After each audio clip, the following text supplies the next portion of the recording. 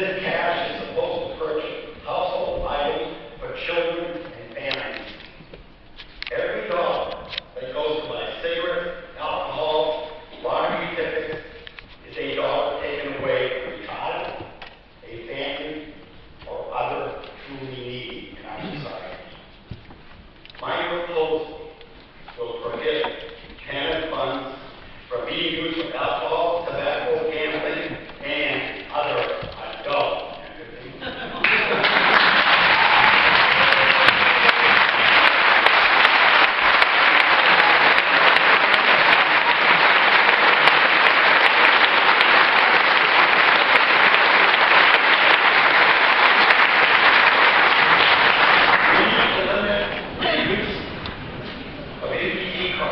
Here in Maine, not in Hawaii, not in Florida, although nice weather there.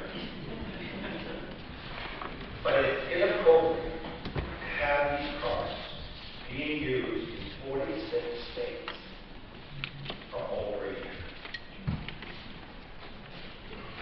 If you want to ask the taxpayer for money, that's fine. You should make a good faith effort to look for a job. We will require those seeking welfare, if able, to look for a job before applying to pay. Many taxpayers are being punished because our welfare programs far exceed federal guidelines. Maine has been so lenient with its work exemptions, the federal government is fining us millions of dollars in penalties for violating federal guidelines. We must eliminate exemptions that excuse cannabis recipients from work. There is no excuse for able-bodied adults to spend a lifetime on welfare at the expense of hard-working, struggling Maine people.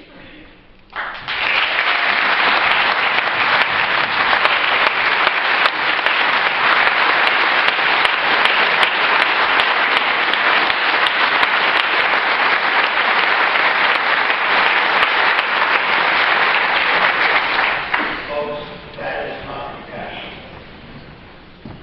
John F. Kennedy said in 1961, ask not what your country can do for you. Ask what you can do for your country. These words still ring true today. And you know, I had the good fortune to shake JFK's hand in Lewiston in the campaign for president. And I remember running out to the car, shaking his hand. The next thing, all I saw was sky, buildings, and pavement. And I'm still looking at the guy who we over there.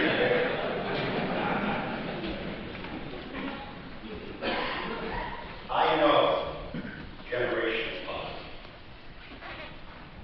I escaped generational poverty. And I have lived and lived the American dream. Some caring, Maine families took me into the streets of Lewiston and gave me the guidance I needed to succeed. They are here this evening. I am so proud that Bruce and Bruce Meyer committed funds.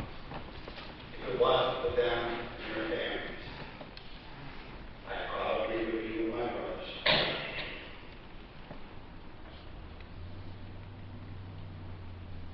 I have said it many, many times. Education saved my life.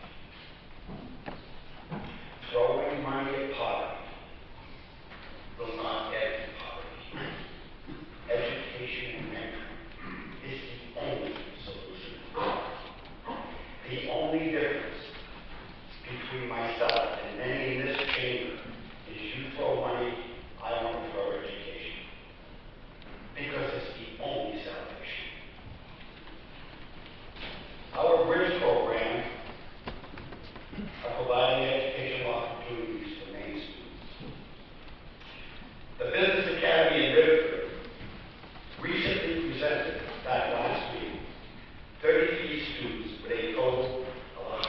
426 college credits for the first half of this academic year.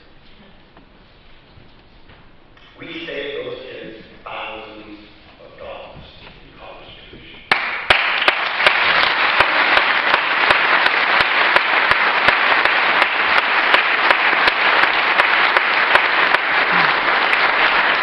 Last spring, in Fort Kent, between the Fort Kent High School and the University of Maine, Fort Kent, and the foresight of their leaders, 17 students graduated from high school having completed their first year of college.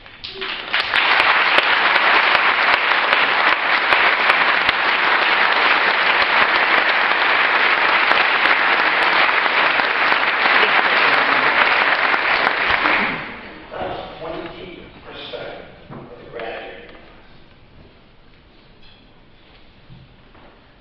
Later this spring, students at Herman will graduate receiving a high school diploma and some technical proficiencies and trade licenses and certification in the trade. It is working. And many lawmakers, many union leaders, and many school administrators oppose our reforms every step of the way. But let me tell you something, folks. You cannot keep good people down.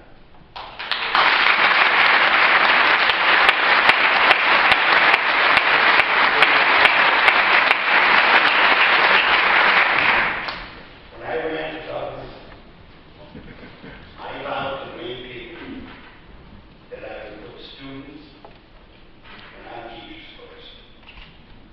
And I will continue to do that. Because at the end of the day, the kids, the graduates, are the future of this state.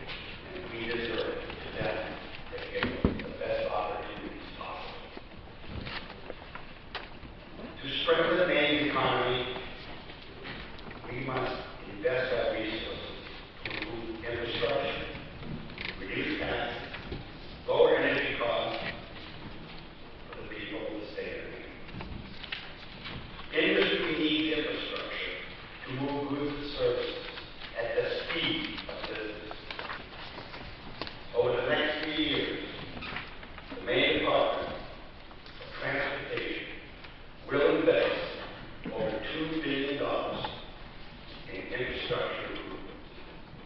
We will replace and repair 54 bridges and reconstruct hundreds of miles of state roads. We will improve our ports, rail, airports, and transit infrastructure.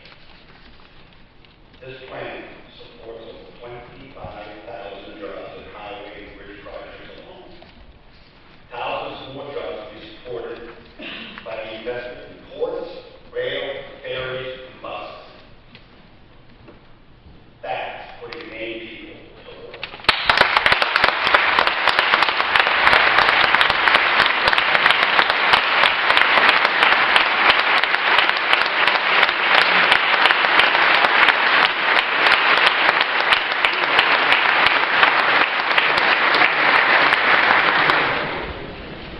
That's a good thing.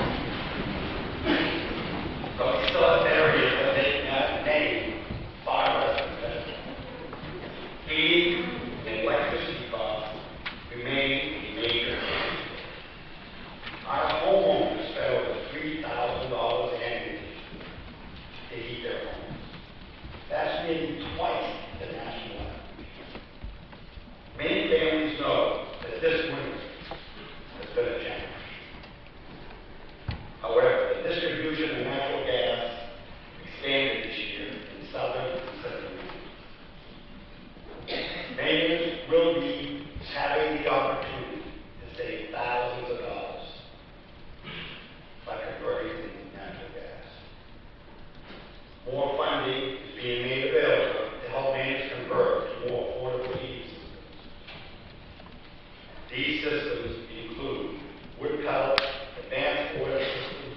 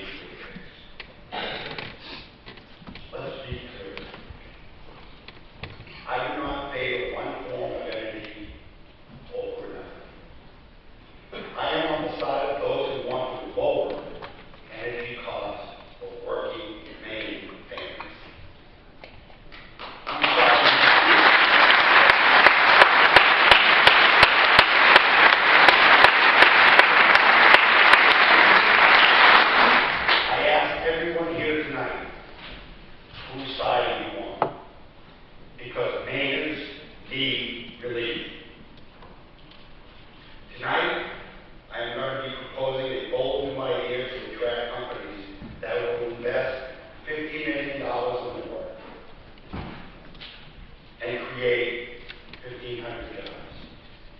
My proposal will offer valuable incentives for companies that choose to locate in certain areas that we will call open for business zones. Open for business zones will offer discounted electricity rates, employment tax benefits, and provide access to capital. Companies in these zones will get assistance to help recruit, train their workers. Employees in these zones will not be forced to join labor unions. They will not be forced to pay dues and fees to labor offices. They will allow Maine as a state to compete with other right-to-work states that are getting all these.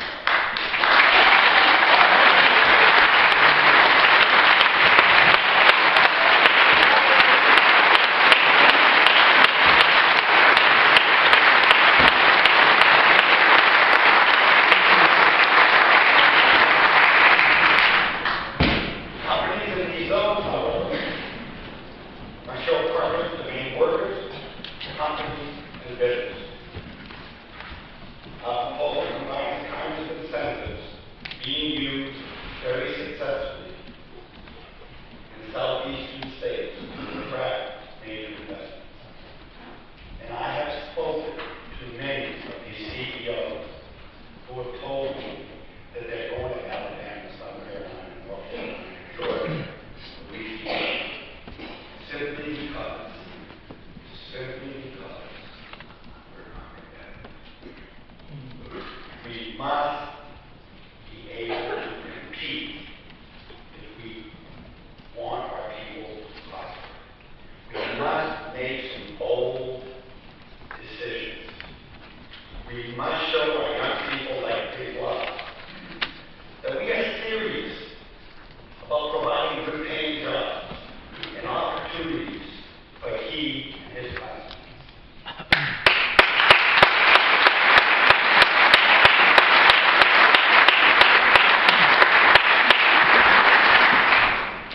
States with the highest economic growth often have the lowest overall tax rate. We are working hard to combat Maine's reputation as a high tax state. We passed the largest tax cut in Maine's history. 2/3 of Mainers are getting income tax relief. Liberals call it tax rates for the rich. But folks, 70,000 Mainers, low-income earners, will no longer pay income tax. We cut taxes for the working poor. This, my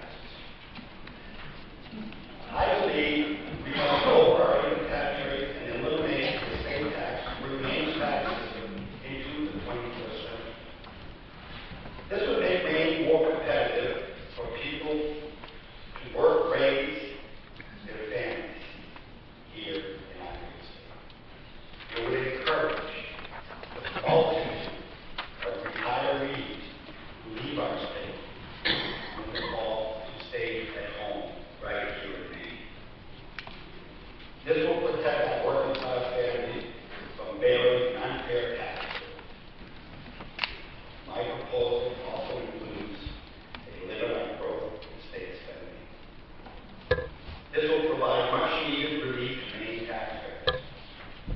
Let's stop arguing about tax reform. Let's ask the people who really matter. Let's ask Maine's hard-working taxpayers.